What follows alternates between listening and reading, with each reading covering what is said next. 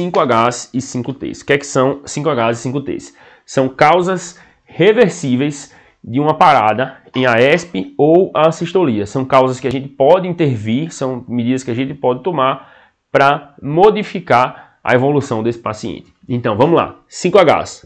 Hipovolemia. Um paciente que sangrou, ele pode...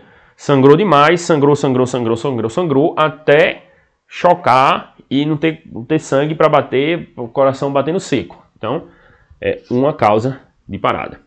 Hipotermia é o paciente que para, por exemplo, por um afogamento na água gelada. Aqui no Nordeste isso é impossível, né? Primeiro que a gente não tem frio aqui de verdade e segundo que a água da gente aqui é quente. Então, hipotermia. Isso aqui particularmente nunca vi, mas em lugares mais frios pode ser que você encontre um paciente parado por hipotermia.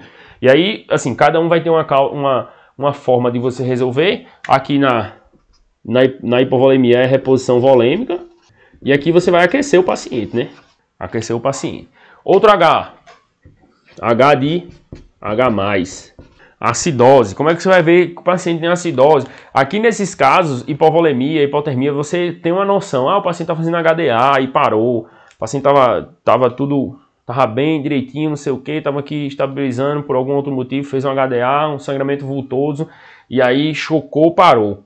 Hipovolemia, repõe volume desse cara aí, repõe sangue, mantém as manobras de reanimação, até você ter uma correção ali satisfatória da volemia desse paciente, para você ter dado uma chance para ele repor esse primeiro H aqui, né? Hipotermia, o paciente chegou, foi um afogamento e tudo, aí você aspirou via aérea, entubou o paciente continua frio, tudo, aquece o paciente e aí mantém as manobras até você dar uma chance ali do paciente ter aquecido. E H+, como é que você vai saber? O paciente está com acidose, ninguém vai chegar dizendo, porque ele estava meio acidótico em casa, aí eu trouxe ele e ele parou aqui. Não, você não vai saber disso, né? Isso aqui, ó, você vai ter que checar no prontuário, muitas vezes você vai fazer uma gasometria durante a parada, para você ter uma ideia se isso aqui está acontecendo. Ou avaliar medicações que esse paciente está usando, motivo daquele internamento dele, isso aqui, ó, termina sendo uma investigação. Aqui você começa a ver por que você não pode estar comprimindo. Por que você não pode estar com a cabeça ocupada, pensando em como é que está o braço, se a compressão está certa, o ritmo, a frequência, a profundidade. Não, você tem que estar aqui pensando em causas que você pode reverter, beleza? E aí, pensando e vendo aqui, quando você descobre que esse paciente tem acidose, o que é que você vai fazer? Bicarbonato. Aqui termina sendo uma indicação de você fazer bicarbonato quando esse paciente tem acidose e a causa essa acidose está levando a uma parada por assistolia ou AESP. Hipo ou hipercalemia. Beleza? O paciente tem uma alteração de potássio. A alteração de potássio pode levar a arritmia e aí você vai fazer o quê? Corrigir a calemia, né? Particularmente você tem que saber se é hiper, se é hipocalemia.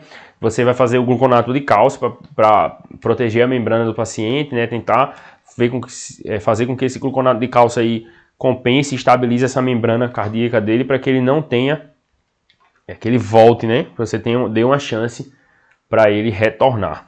E o quinto H é hipóxia. E aí o que você vai fazer? O2, né? O paciente está hipoxêmico, você vai definir via aérea do paciente, manter a ventilação, aí ajuste no ventilador, se já tiver no ventilador, tudo isso para que o paciente tenha uma oxigenação adequada. Então, os 5Hs é isso aí que você vai ter. Vamos falar agora dos 5Ts. Os T's mudam um pouquinho, viu? Os T's nem sempre começam com T, não. Trombose de coronária. É a síndrome coronariana aguda. O paciente que infartou. O paciente que infartou, ele pode parar em assistolia em AESP. E aí você vai fazer o quê? Reanimação até esse paciente voltar e depois você manda ele para o CAT. A gente ainda não tem, assim, medidas para fazer esse CAT durante a parada, né? Pode acontecer uma parada durante o CAT, mas um CAT durante a parada ainda não. Outro T, TEP, tromboembolismo pulmonar. É o paciente que para em vigência de um TEP. V, acidose, você precisa avaliar o paciente, o que foi que aconteceu, saber mais ou menos a história, pensar e raciocinar. Hipohipercalemia também, você precisa ver se o paciente tem disfunção de função renal, você precisa ver se o paciente tem alguma razão, tem alguma tubulopatia, algum problema que está levando à disfunção do potássio. Paciente em hipóxia, você precisa entender mais ou menos como foi a história, né, para saber se o paciente está se ele chegou com hipóxia que levou a parada. Paciente com síndrome coronariana aguda, precisa entender também da história, ver o passado do paciente, que ele usava de medicação, ele tem uma história de DAC, ele está internado aqui por qual razão, tudo isso. Trombose coronária. TEP. Precisa saber também como foi que o paciente chegou, né? E o que é que ele estava sentindo, qual foi o motivo que levou ele até o hospital, ele estava lá tratando por alguma outra... qual é a razão dele estar lá? Então tudo isso aí, ó, você precisa raciocinar, então tem que estar pensando especificamente nisso aí. TEP, né? E aí como é que você vai tratar o TEP? Aqui você pode fazer trombólise. Você pode fazer trombólise. Num TEP maciço, um TEP com estabilidade hemodinâmica e parada, você está autorizado a fazer trombólise, né?